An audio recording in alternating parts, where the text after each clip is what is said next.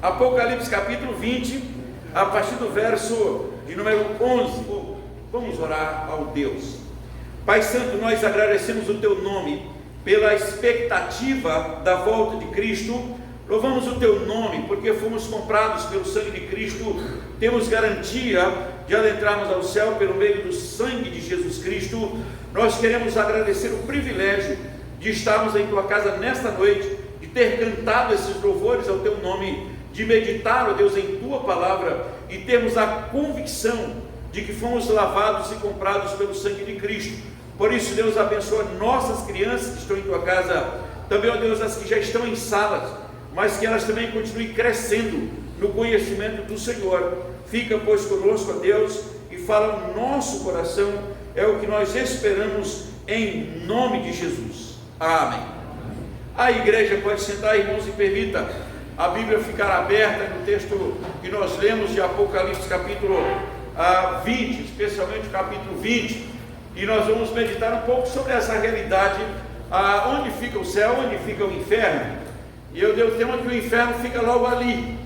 O inferno fica logo ali, depois da graça, depois do sangue de Cristo, depois dos feitos da cruz, depois daqueles que não aceitam Jesus Cristo como Senhor e Salvador, depois daqueles que atravessam a morte sem confiar em Cristo, cairão literalmente no fogo do inferno. Não sei se alguém já leu aqui aquele livro Euclides da Cunha, Sertões. Vale a pena você ler. Quando fala de Antônio Conselheiro, fala ali de 1896 principalmente, aquela situação no Nordeste em Canudos, Guerra do Canudo, a revolta dos Canudos, cerca de 25 mil pessoas talvez foram mortas, delas várias foram degoladas literalmente, e era tido como literalmente um inferno naquela época, né? Dá para você dar uma lida assim na Guerra dos Canudos, dá uma pesquisada sobre aquilo. 12 mil soldados enfrentaram cerca de 25 mil pessoas, foi uma carnificina, uma calamidade, né? Antônio Conselheiro morreu não na batalha, mas de uma infecção brava. Você vai ler e vai pesquisar que você vai descobrir do que ele morreu. A outra situação é quando o Brasil hoje está literalmente em chama. O estado de São Paulo, a capital, ficou com um dos oxigênio mais poluído quase que do mundo nesses últimos dias por causa dos incêndios.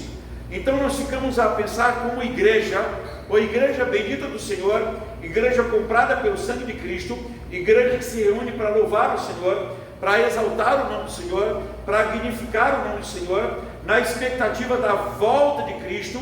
Mas mesmo assim muitos cristãos, eles estão andando como se Cristo não voltasse, não tivesse a promessa da volta de Cristo. A gente briga, a gente se esfola, a gente vai tocando o barco aí de qualquer jeito, né, nesse mundo que a Bíblia diz que jaz do maligno.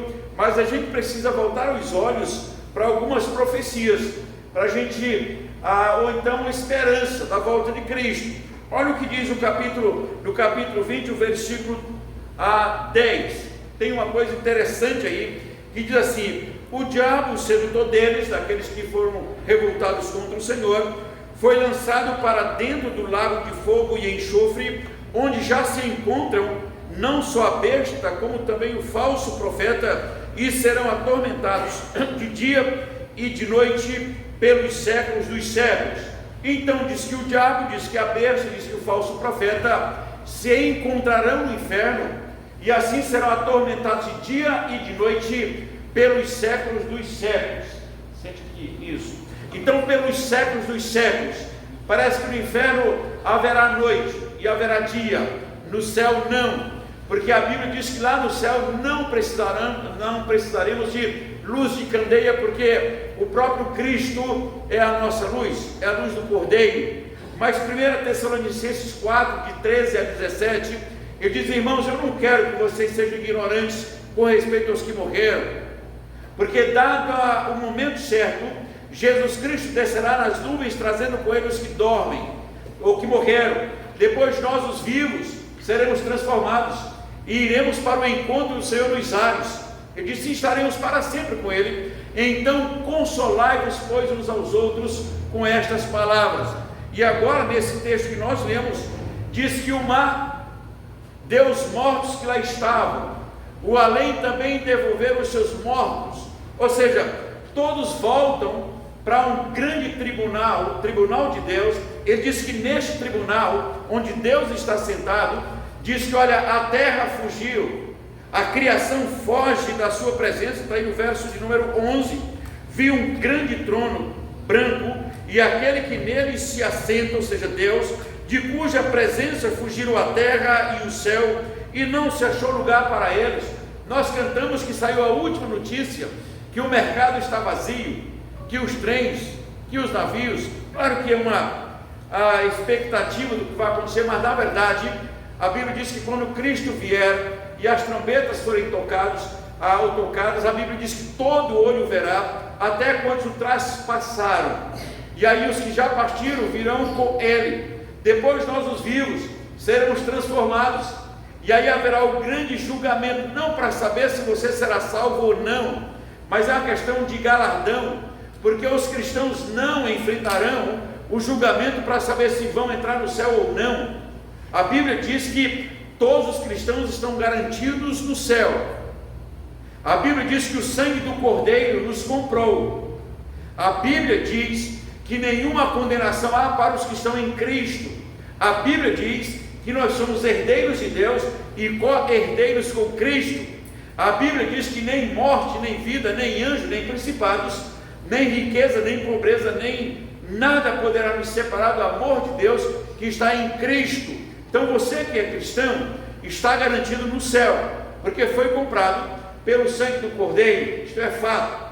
Apocalipse 21, se você passar uma página, na verdade está na mesma página, ele diz que viu um novo céu e nova terra. As primeiras coisas já passaram, o mar já não existe mais dor, nem pranto, nem lágrima, porque Cristo enxugará toda lágrima, ou seja, eis que tudo se fez novo. Então a igreja, ela caminha em direção ao dia final, ela caminha na expectativa da volta de Cristo. Se a igreja não espera a volta de Cristo, como nós temos visto, a fé cristã hoje, ela está na expectativa do melhorar de vida.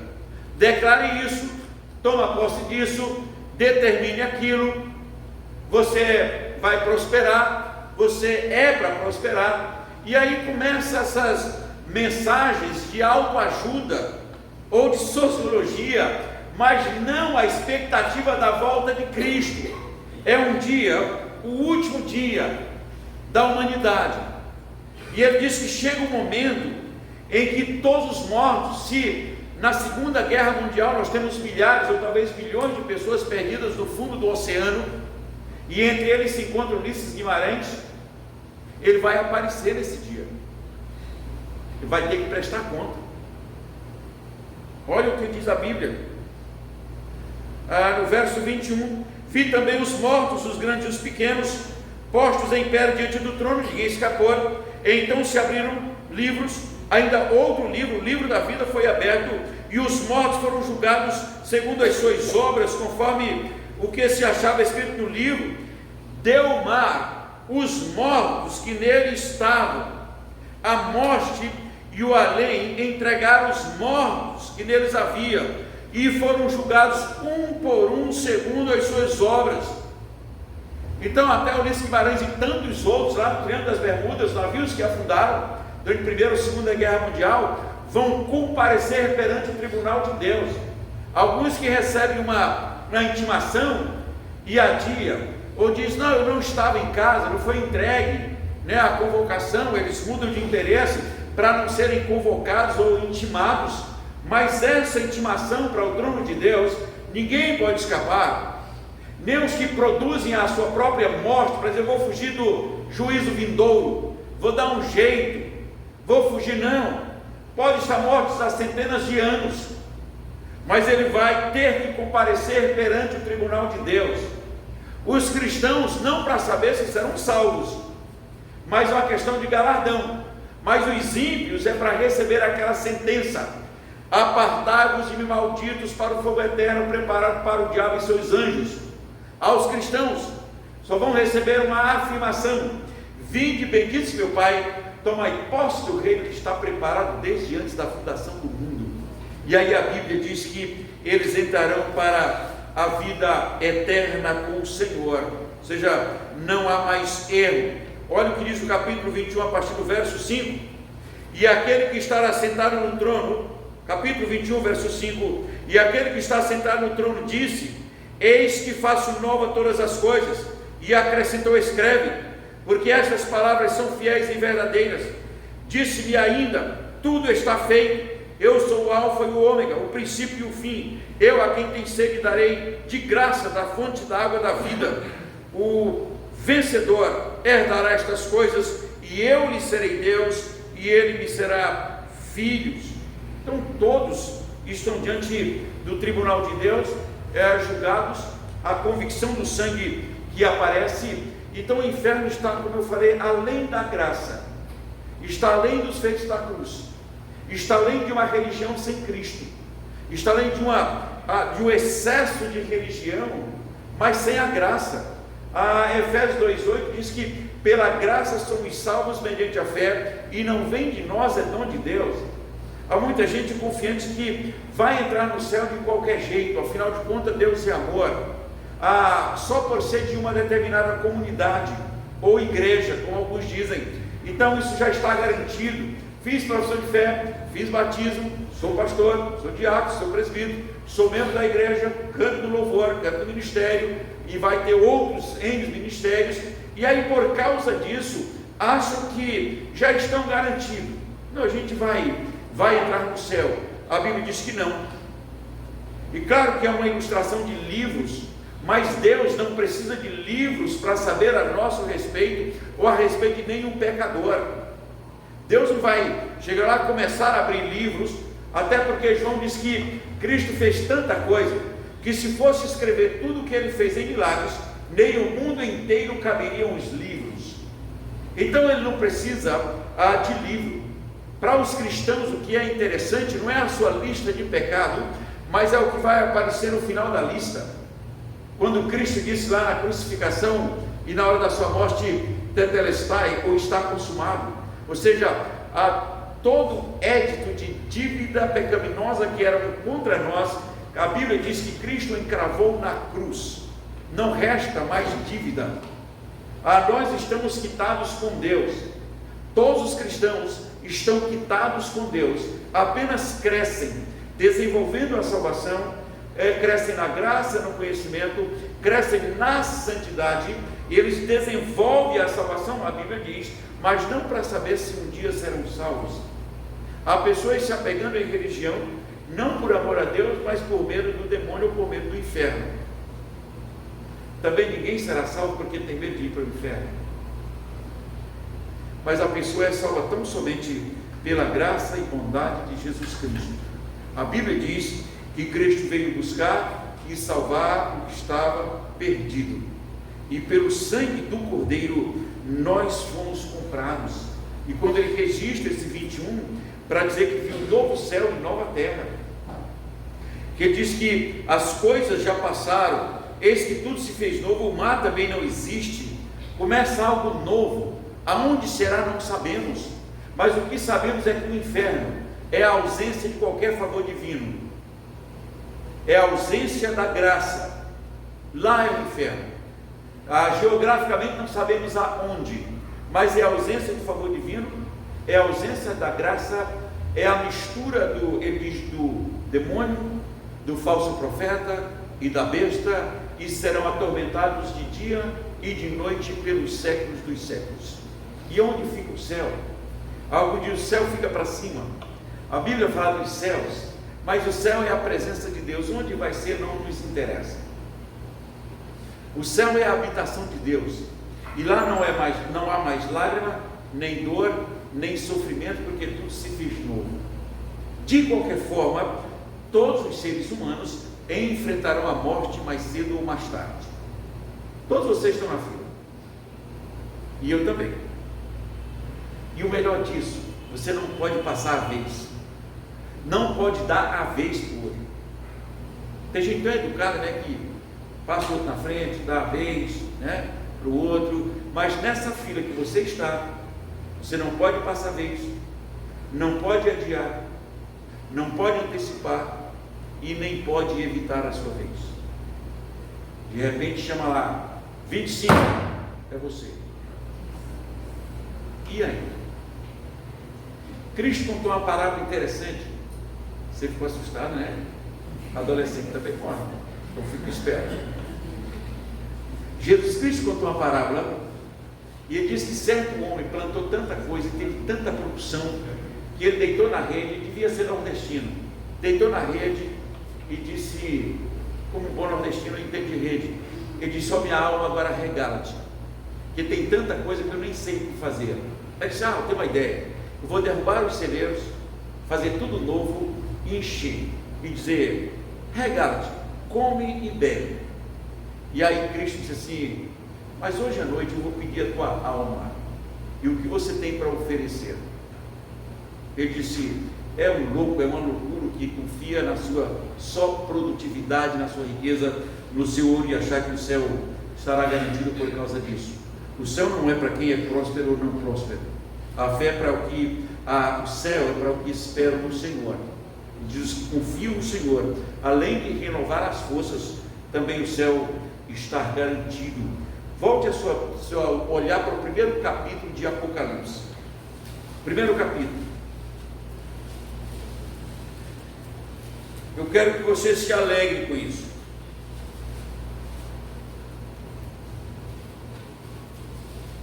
verso 7. Apocalipse 1, versículo 7. Cristo dizendo o seguinte, verso 6 ele já diz assim: ele constituiu reino e sacerdotes para o seu Deus, e para ele glória e o domínio pelos séculos dos séculos. E aí ele diz no verso 6, aliás o verso 7: eis que vem com as nuvens, e todo olho verá, até quando o traspassaram, e todas as tribos da terra se lamentarão sobre ele, certamente, amém. Ele diz, olha, a Cristo vem com as nuvens, todo olho verá, até quando traspassaram aqueles soldados que o traspassaram lá a sua lateral, o seu lado. Ele disse, até eles vão ter que ver a Cristo voltando, mas para julgamento e não para salvação, porque todos estarão perante o tribunal de Deus. Uma das últimas expressões de Apocalipse 22 é: Maranata, vem Senhor Jesus. A igreja não pode perder de vista a expectativa da volta de Cristo. Quando a igreja perde de vista a expectativa da volta de Cristo, a igreja se envolve em tanta coisa que ela até se perde, na verdade, porque ela não sabe para onde vai.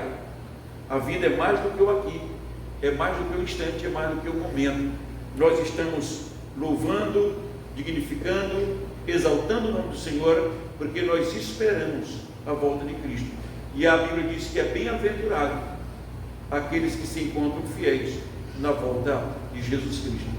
E diz, ser fiel até a morte, e dar-te a coroa da vida. A Bíblia diz em Timóteo também que Paulo combateu o bom combate, completou a carreira e guardou a fé. E agora estava esperando a coroa que o reto juiz me dará naquele dia, e não somente a mim, mas a todos quantos amam a volta do Senhor Jesus Cristo. O céu é um lindo lugar, mas o inferno é um lugar de tormento. Leia de novo aí o verso 10 do capítulo 20.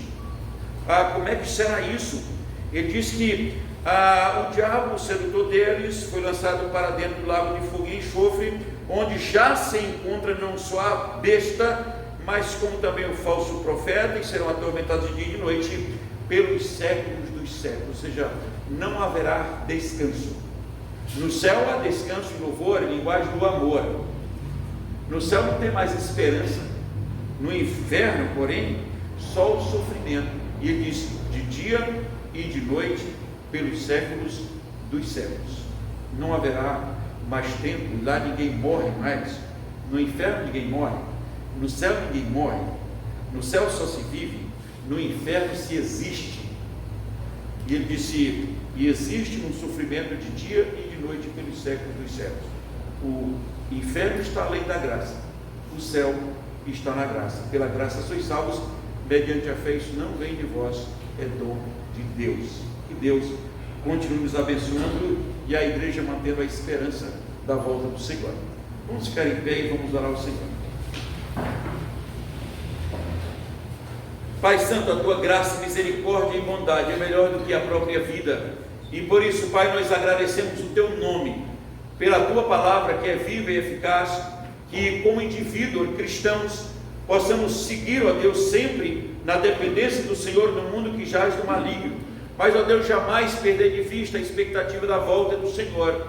Mas também, ó Deus, se alguém tem dúvida nesta noite, que também se volte para o Senhor, para que, ó Deus, cresça na dependência do Senhor e na convicção da vida eterna, porque pela graça que somos salvos, e não por membresia ou religiosidade, mas que o sangue de Jesus Cristo, que nos purifica de todo pecado, ó Deus, seja patente, marcante em cada coração nesta noite. Fica, pois, conosco e nos edifique em nome de Jesus. E assim, ó Deus, que a tua graça excelsa, que excede todo o entendimento, e a presença de Jesus Cristo, nosso Senhor, que nos comprou com o seu sangue, e a paz do teu Santo Espírito seja conosco, com todo o teu povo, hoje e pelos séculos dos séculos. Amém.